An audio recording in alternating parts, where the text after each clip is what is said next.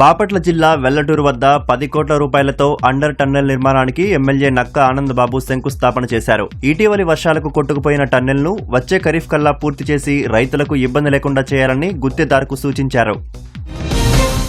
సత్యసాయి జిల్లా అమ్మవారిపల్లిలో కియా పరిశ్రమ సహకారంతో మంత్రి సవిత పలు అభివృద్ధి పనులకు భూమి పూజలు చేశారు. 1,80,000 లీటర్ల నిల్వ సామర్థ్యం గల 2 వాటర్ ట్యాంకులు, మోడల్ అంగన్వాడీ కేంద్రానికి భూమి పూజ చేశారు. కొత్తగా నిర్మించిన ఓపెన్ జిమ్ ను ప్రారంభించారు.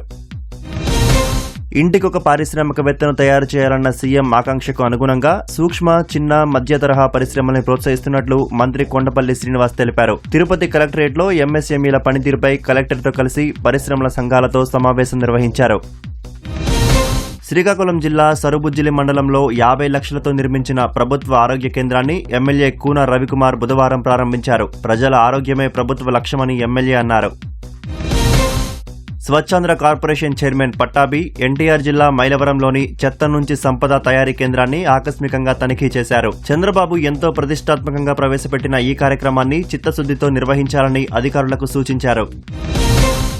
కోనసీమ జిల్లా ఉడుముడి లంక వద్ద 50 కోట్లతో గోదావరిపై నిర్మిస్తున్న వంతెన నిర్మాణ పనులను ప్రపంచ బ్యాంకు ప్రతినిధులు పరిశీలించారు. గుత్తేదారు సంస్థకు భూములిచ్చిన రైతులకు ఇవ్వాల్సిన నగదు విడుదల చేయాలని వారిని ఎమ్మెల్యే సత్యనారాయణ కోరారు.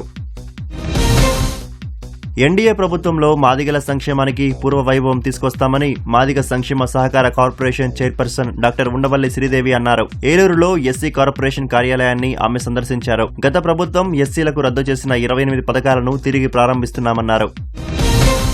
ఆంధ్ర విశ్వకళా పరిషత్ శతాబ్ది ఉత్సవాలు ఈ నెల 26న వాకథాన్తో మొదలై ఏడాది పొడవునా జరగనున్నాయి. ఏడాది పాటు జరిగే విద్య, పరిశోధన, సాంస్కృతిక, సామాజిక కార్యక్రమాలను ఖరారు చేస్తున్నామని ఉపకులపతి ఆచార్య జీపీ రాజశేఖర్ వెల్లడించారు.